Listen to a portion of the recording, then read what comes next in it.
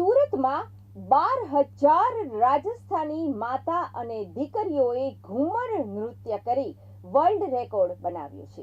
સુરત રાજસ્થાનના રંગમાં રંગાયું હતું અને પરંપરાગત ઘુમર નૃત્ય કરવામાં આવ્યું હતું.